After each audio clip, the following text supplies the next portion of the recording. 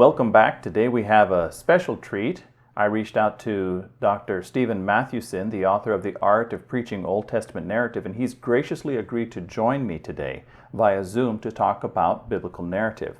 Now, before we start the interview, let me tell you a little bit about him. Steve has his Doctor of Ministry degree from Gordon Conwell Seminary, and by the way, he did say that I could call him Steve. Otherwise, I would call him Dr. Mathewson, but he said I could call him Steve. So he has his Doctor of Ministry from Gordon Conwell Theological Seminary and is senior pastor of Cross Life Evangelical Free Church in Libertyville, Illinois, which, incidentally, is where D.A. Carson, Dr. D.A. Carson, goes to church. Now, D.A. Carson is famous for writing many books, including the book called Exegetical Fallacies. And Steve has told me that his goal as D.A. Carson's pastor is to avoid giving him new material for a third edition of the book, Exegetical Fallacies. Now, Steve is also the director of the Doctor of Ministry program at Western Seminary in Portland, Oregon. He is an adjunct faculty member at Trinity Evangelical Divinity School and Moody Bible Institute. He is author of The Art of Preaching Old Testament Narrative, which received the Christianity Today Merit Award and the Preaching Magazine Book of the Year Award. He has also authored several other books, including a commentary on Joshua and Judges in the People's Bible Commentary series, Preaching the Four Gospels with Confidence, which is another book, and Preaching the Hard Words of Jesus in the Preacher's Toolbox series, and a book called Risen, 50 Reasons Why the Resurrection Changed Everything. He has also contributed several articles to PreachingToday.com and TheGospelCoalition.com. Steve has been married to his wife Priscilla for almost 37 years. They have 4 adult children who are all married, and they have 7 grandchildren. They are grateful that all their children and families are following Christ. That is wonderful. In his spare time, Steve loves to fly fish, especially the rivers near Bozeman, Montana, where he served as pastor for 20 years. Steve, thank you for joining me today. Thank you, Nathan. It's a delight to be with you. Well, it's my privilege, really. Now, let me ask you, how did you get interested in narrative? I grew up in churches where we studied Paul's epistles a lot. I guess that's, I guess you could say I cut my teeth on that, and I appreciated those. I'd hear an occasional sermon, maybe on David and Goliath, but for the most part, Bible stories were for kids, and never really heard many sermons on them. Once or twice, maybe a sermon on Elijah, but that was about it. So really it was while I was in seminary, and one of the books I had to read was by Robert Alter called The Art of Biblical Narrative. He had just come out with it. And when I read that, it just kind of opened up my eyes to what narrative does, and realizing that these narratives are not just stories for kids. This is sophisticated literature. So I think it was probably during my seminary training, so in my my early 20s, where I really started to appreciate narrative. Yeah, I love the Bible stories as kids, but I really didn't see the value or the benefit. Okay. Now, what caused you to write a book about preaching narrative? Kind of a continuation of that story. When I was in seminary, I had the privilege of serving as a teaching assistant to one of my Hebrew professors, and actually in one of his classes we went through Genesis 38 in Hebrew exegesis, where you learn to first you have to learn the language well enough to work with it and translate it. Then you get an exegesis class after a whole year of grammar. The exegesis class kind of teaches you to use it. Okay, so now we're actually going to learn how to study different kinds of literature in Hebrew Bible. So when it came to narrative text, we worked through Genesis 38, and I was really fascinated by that. And then the next year, I served as a teaching assistant to my professor in Hebrew, and a couple times when he was gone and speaking engagements, I actually taught his exegesis class. And I remember once being assigned to do the class session on narrative, and it was with Genesis 38. And I thought, well, this will be great. The more I dug into it, I realized that I not so sure that I know how narrative works. And actually, that's when I really read Robert Alter in earnest, and I got fascinated with the way that these narratives work. And so I think that's kind of what set me on the journey. I wrote a master's thesis on Genesis 38. And Okay. shortly after I graduated from seminary, a preacher that I highly respected, Haddon Robinson, did well, I was going to say a series of podcasts. There were no such things then. This is how old I am. This is back in the 80s. He did a series of cassette tapes. If anybody remembers that technology. So anyway, these preaching, it was kind of these preaching. They called them expositate. So it would almost be like today if you had a series of podcasts on expository preaching, or kind of what you're doing, Nathan, where you've got stuff in video format. Well, Haddon Robinson did them on preaching, and I remember one session he did was on preaching narrative, and he had read The Art of Biblical Narrative by Robert Alter, and so I think that really got me hooked. And then later, when by the time I did a Doctor of Ministry degree at Gordon Conwell, he was my professor. In fact, it's more of a European model where you studied under one professor, Okay. and I studied under Haddon Robinson, for 3 years preaching, and then I wrote my dissertation on preaching Old Testament narrative, because that was just an area that I was interested in. And I think the other thing I should say too is that my interest kind of grew out of my own sense of weakness in terms of understanding how narratives work. And I think I was, even in my writing and the way I taught, was very analytical. And again, I grew up, and working on the epistles, and Mhm. they're tightly argued, and so narrative was kind of a new thing, and so part of it was really just me trying to figure out for myself, how does this work, and I think my figuring out how it works, and then my love for narrative, they both kind of paralleled and ran together. Right.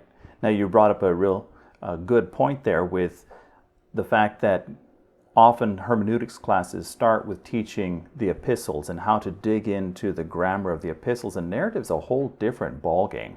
Now, what are some ways that people commonly misuse or mishandle narrative?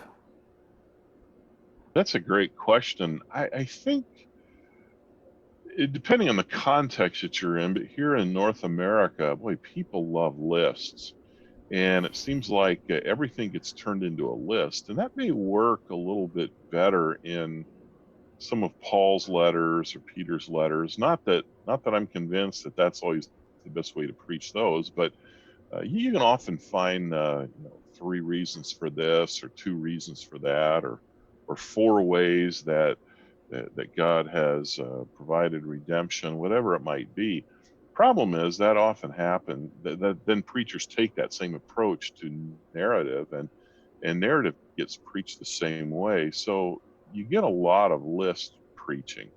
In other words, 4 ways to handle pressure, 3 ways to overcome anger, and usually what I find is that one, and maybe sometimes 2 of those points are actually there in the text. The others kind of get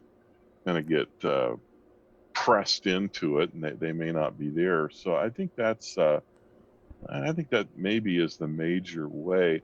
Another way that narrative gets misused is that it only becomes about uh, learning from what the characters do right or do wrong, and it's not that you can't do that at all. I mean, James does that in his letter when he talks about Elijah. Elijah was a man like us, and he prayed, and the effective prayer of a righteous person accomplishes much. So we ought to pray too. Mm-hmm. So we have to be careful not to go the other way and say, "Wow, we should never ever preach anything that's a moral in the text." But I do find that sometimes preaching narratives, or even studying narrative or reading it in my devotional time, that maybe all that we do is just identify this is what the character did right, and so we ought to do that, or this is what the character did wrong, we ought to avoid that.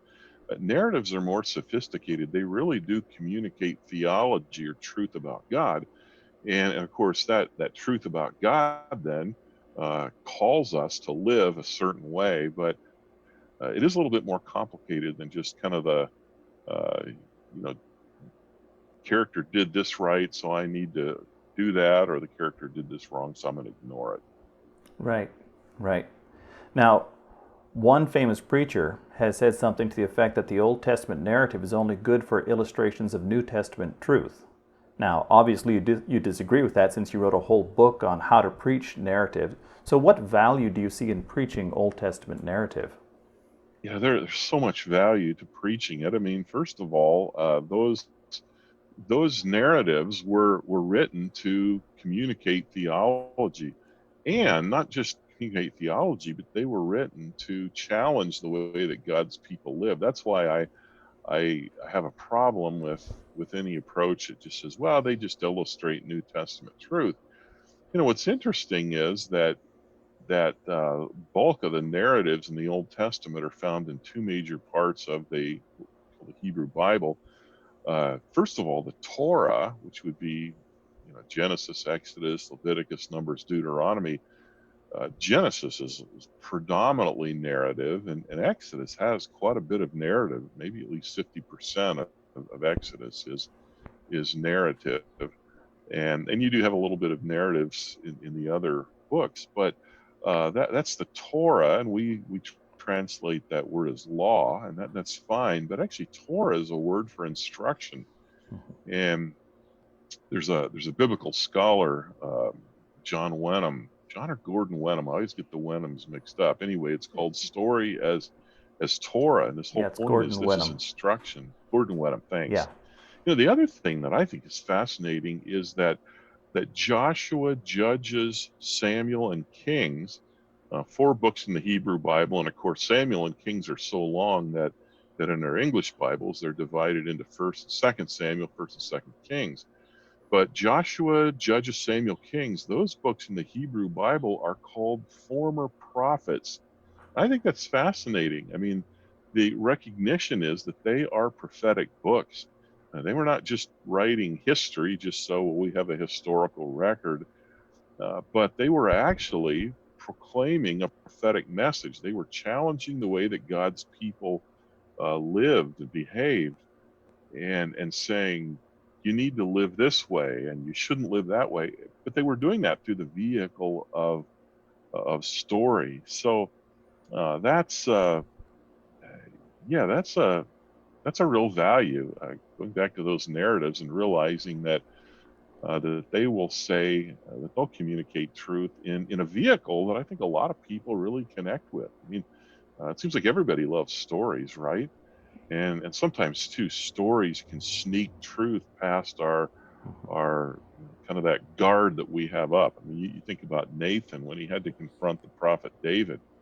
Now, it's one thing to go talk to a king; it's another thing to confront a guilty king. And what did he do? He told a story about a guy who had a pet lamb or just one lamb, and another person needed to roast or to have a fix a meal, and so instead of he had all these lambs, but instead of using one of his, he took this man's only lamb.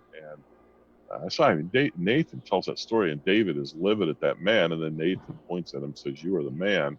So there is something about stories that kind of sneak the truth by us, and stories captivate us. So as R.C. Sproul used to say, people will listen 10 times as hard to a story as they will to a lecture. So I think that's why they have value. Yeah. You mentioned Gordon Wenham's book, Torah as, sorry, was it? Story is Torah. Yeah. Story as Torah. That's it. Yeah. And I remember having to read that when I took your class. And I remember in that book, he stated that story also communicates a worldview and it helps shape a worldview. And I found that to be very, very valuable with story.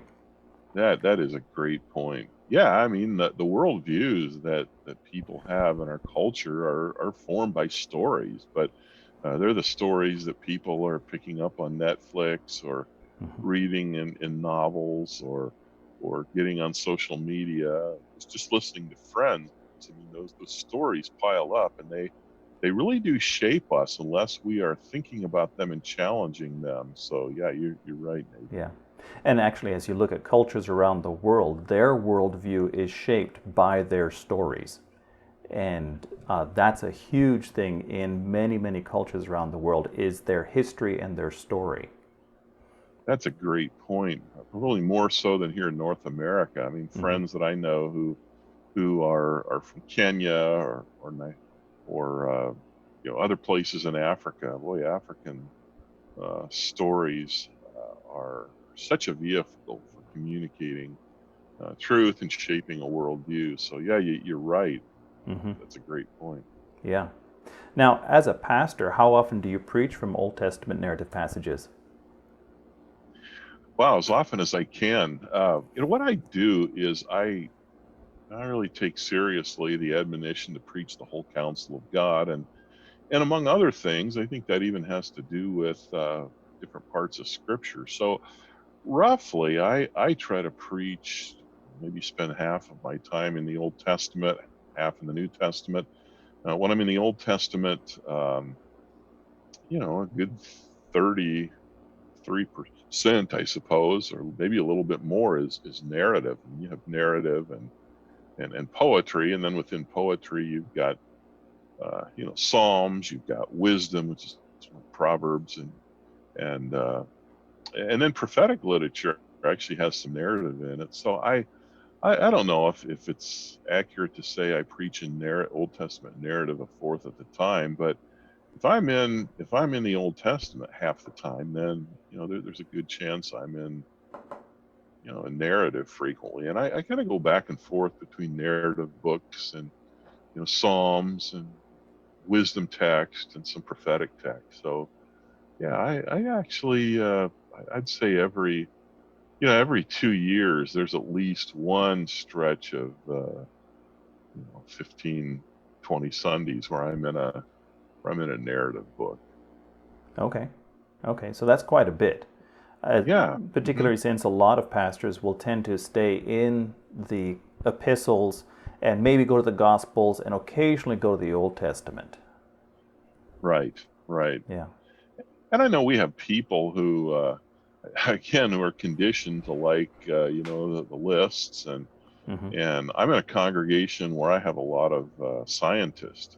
Mm. They're some of them are chemical engineers. They're working for some of the pharmaceuticals here in the Chicago area where I live, and we have others who are structural engineers and medical people, and they like they like the facts and like to Hmm. have them well organized. So sometimes I feel like my mission is to help them appreciate stories and to use that vehicle. And it's I think it is an acquired taste. We have to get used to uh, maybe hearing God's truth preached in stories. I mean, we all love stories, but sometimes I think we don't make the connection then that hey, why not look at a Bible story? And this is not only for the little kids, in the basement or the Christian education wing of a church building, but this is for adults as well. That's an excellent point. And actually, with my experience with being overseas a lot, what I've noticed is that a lot of cultures around the world resonate with the stories a lot more than with the Pauline epistles. The Pauline epistles I tend to resonate more with people who are principle based and driven and think in principles and step Hmm. 1, 2, 3, and principal points. Whereas the narrative I find connects a lot better with people around the world outside of Western culture. Now, Yeah. I was going to ask you, in your book, you recommend that preachers use an inductive approach to preaching narrative. Can you explain what an inductive sermon is, how it's different from other sermons, and why you recommend that approach to preaching narrative? Sure. There are two main ways of organizing your thoughts if you kind of look at it on a line, kind of a linear approach. One is deductive, and that's where you begin with the answer up front. So you state the answer, and then you work through the details. And that's probably the most common form of reasoning here in the Western world. Hmm. Uh, at least here in North America, is kind of deductive. And so you tell people up front, this is the main point. And then you either explain that or you prove it or you apply it, whatever you need to do. Induction is the opposite. With induction, you work with the pieces first, and then at the end, the answer emerges. So in deduction, the answer is front loaded. With induction, the answer is end loaded. It comes at the end. And if you think of a mystery novel, that's usually a good story is inductive because you don't know what's going to happen until the end of the story. Well, that's why I encourage preachers when they preach Old Testament narratives to preach inductively to save the main idea for the end of the story, because usually that's when it's going to emerge. I mean, in these stories, they usually begin with a section that just gives you some of the background details you need to know, and then the story really begins when there's a crisis. And sometimes there's a series of crises, but then eventually there's a resolution, whether it's a happy ending or a sad ending, there's still a resolution, and that might happen in stages. But it's not until that story is resolved that the main point, that the thrust of that story really uh, emerges to the surface. So that's why I say, why give away your answer? And I remember the first times that I preached narrative that I made that mistake. I would say, now today we're going to see that, in this passage in Judges, that if you pursue idolatry, it's going to leave you uh, empty and it's going to put you in bondage. And then I go through the story. Well, I gave away the answer, and that's not what you're supposed to do. Rather, you create some suspense. So we still need to give our listeners some direction. So at the beginning, you could say, we're going to look at a story today that will help us see why idolatry is so dangerous. And then you tell the story. So they have something to listen for, but you don't give them the answer. You don't tell them why idolatry is so dangerous until it shows up in a story, and that's typically at the end. Hmm. Yeah, and I appreciate that you wrote that in your book because that saves me from going down that same path and trying to give the punchline before I gave the joke. You That's know. a great way to put it. Yes. So, yeah. Now, you informed me recently that you are working on a second edition to your book in which you have added more material. When do you anticipate the second edition to come out, and what are some of the things you've added or updated? Yeah, in fact, today before our time together, I was working on that, and when we're done, I'm going to get right back at that. I need to have the draft of that manuscript in by the end of by about 8 weeks from when you and I are talking here. And I'm very grateful that Baker Academic Publishers wanted to do this in a second edition. So uh, hopefully, it'll be out in the summer of 2021. That's kind of the publisher's target date, and I guess just depending on their workflow, that might dictate the exact release date. But it should be summer of 2021. This will be out, and I'm really really excited about that. Couple things that I'm adding to that. One, I'm not adding, but I'm just rearranging some of the material.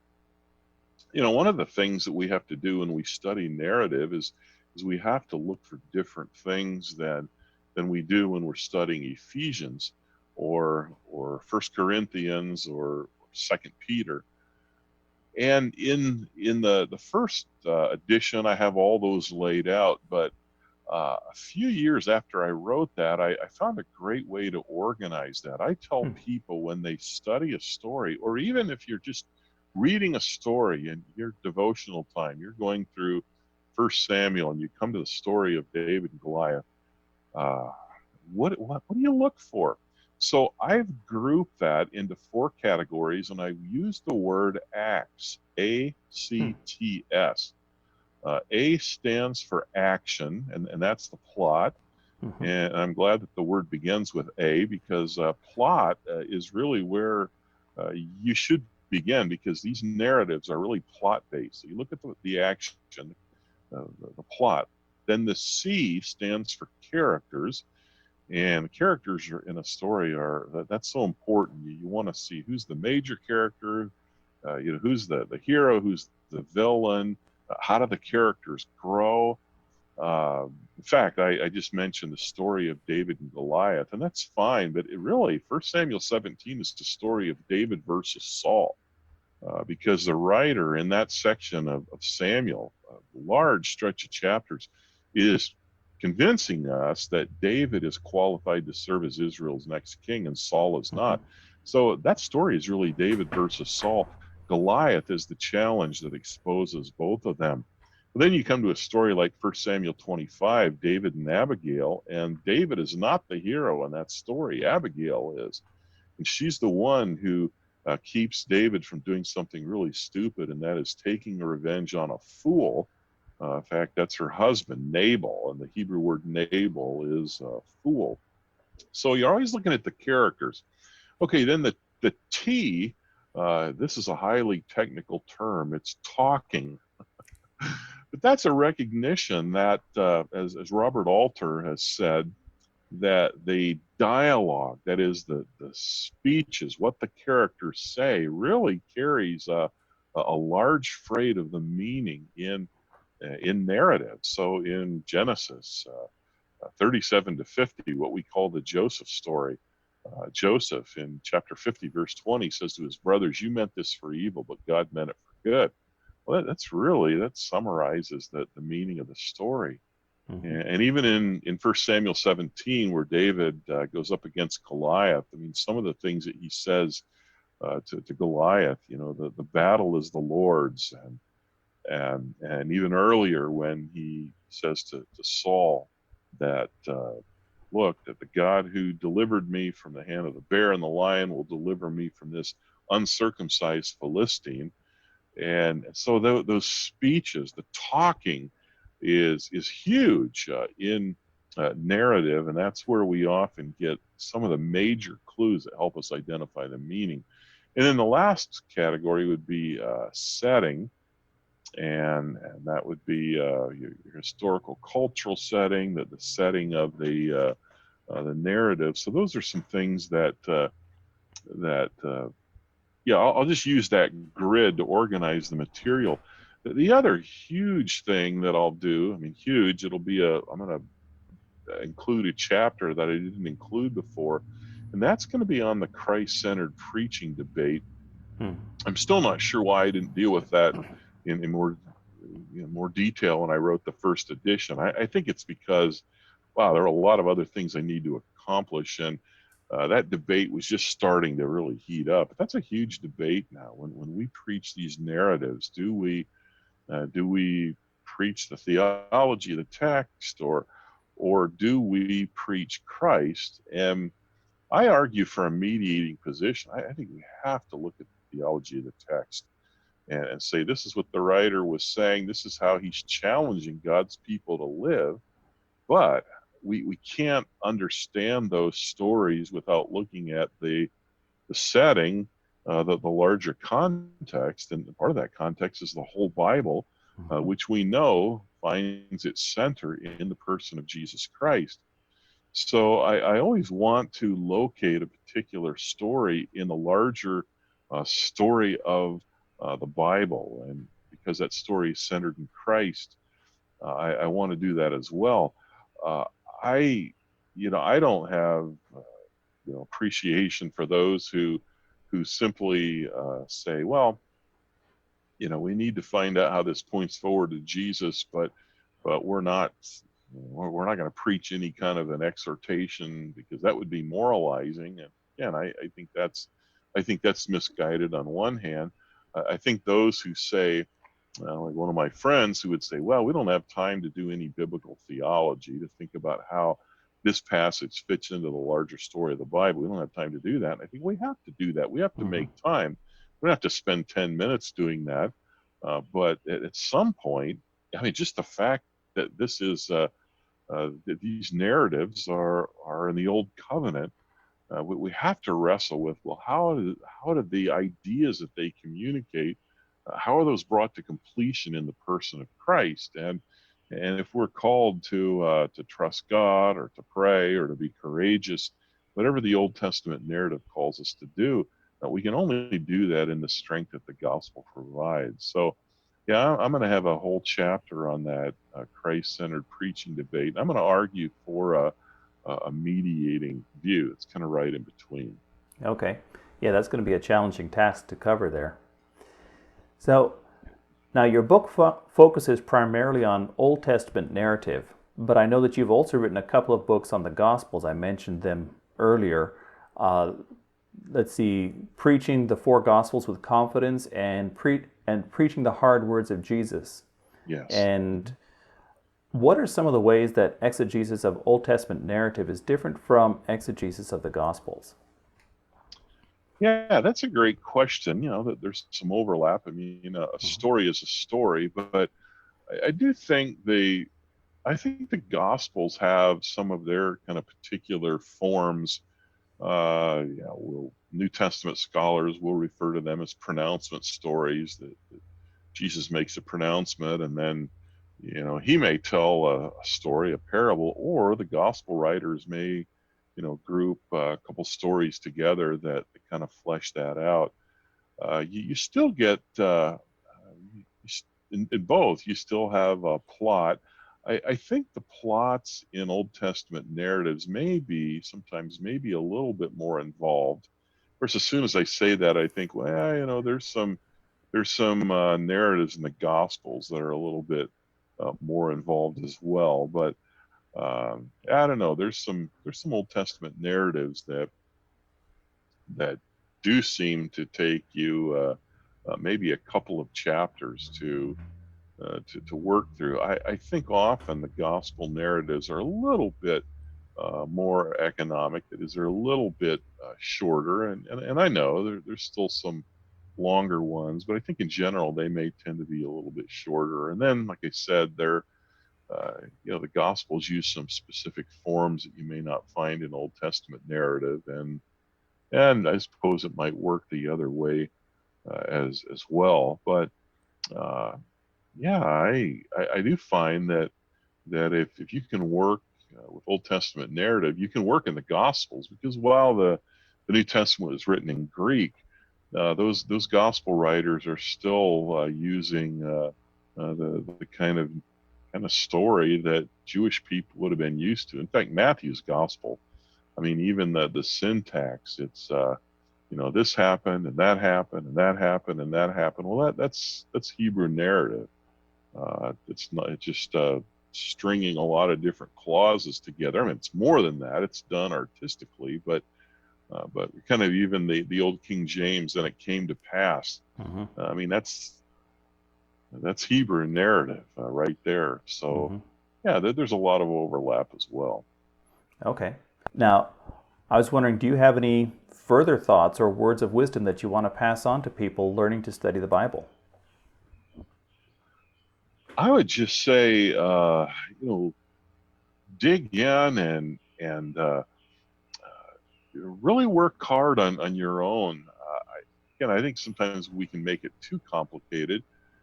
But I've used that acronym, the FACTS, FACTS. The F stands for form. What kind of literature? And if that literature, if it's a story, if I'm in a narrative, then I immediately, the ACTS means uh, action, characters, talking, and setting. Now, in almost any other kind of literature, like if this is a letter, if this is a psalm, or something in Proverbs, if that's the form, then the A stands for art. And that's just a way of talking about all the different word pictures, the images that a writer will use. The C stands for context. So kind of getting at the same thing that we got at with setting in narrative. But the C is context, looking at the literary context, looking at the surrounding paragraphs and sentences, because a word gets its meaning and a sentence gets its meaning from what's around it. The T would stand for terms, kind of looking at some of the terms that writers use. And we have to be careful because often Bible study gets reduced to word studies, and that's not the best way to go about it either, because words get their meaning from a context. But sometimes there's repeated words, like in Psalm 121, the word keep or guard, whatever your translation uses. Actually, there are 6 times, and most English translations will give us 4 or 5 of those. But a key term may make a difference. Or sometimes the connectors are huge as well. So looking for connecting terms. If I have 2 statements, I ate pizza, I got sick, or maybe I'll flip those around. I ate pizza, yeah, I got sick. Well, depending on the connector word, it totally changes the meaning. I ate pizza, therefore I got sick. Well, now eating pizza is the cause of the sickness. But if I say, I ate pizza because I got sick, well, now eating pizza is the solution. By the way, I'm not sure that that's a good medical solution, but if I use the word therefore, I mean, it completely changes the meaning. So those are some of the terms you want to look for. And then last, and this is such an important category, look for the structure. Yes, it can be as simple as, Jesus makes a statement and then he gives a positive example and a negative example. Or Paul tells us how to live, and then he gives us 3 reasons why. So just tracking, how's the argument put together? And that's important because the Bible is more than a book of sayings. It's an argument that the books make a point, and so we have to follow the flow of thought. We have to follow the writer's argument. So, my encouragement is just learn to do that, and you can do that well. It just takes some work, and then once you've done that, then pick up a commentary, and learn from some of the godly teachers over the years. Don't start with the commentaries. Sometimes we read everything else, so read the Bible text quickly so we can hear listen to the commentary. No, spend your own time, and then later when you go to the commentary, you can have a conversation. Well, I appreciate it. That's excellent. When I was teaching my students in India, I would steer them away from the commentaries for a long time before actually teaching them about how to use the commentaries, because otherwise it was very common for them to just go and just copy down what all the commentaries had to say and not actually let the passage speak to them personally. And that's what the whole point of Bible study is, to let the Word of God speak to us personally. Exactly. So, right. Thank you. Really appreciate that. Really appreciate you joining me and doing this interview with me. It's been a real privilege to talk with you. I know that I've personally benefited from your book and your ministry, and I look forward to the updated edition coming out next year, and I trust others will benefit from this interview and from your book and your ministry as well. Well, thanks, Nathan. It's been a privilege to share with you today. Yeah, well, thank you. And may the Lord continue to bless you in your ministry. Really appreciate it. Well, thank you for joining myself and my daughter Rebecca as we went through this journey on how to study narrative. I hope that this series has been a blessing for you. The next course that I intend to do is on the Gospels, because the Gospels, as mentioned in this interview, are somewhat similar, but there's also differences. And there's enough differences that it merits a whole course unto themselves. So the next course will be on the Gospels. Thank you for joining us with narrative here, and may the Lord bless you as you continue to study His Word.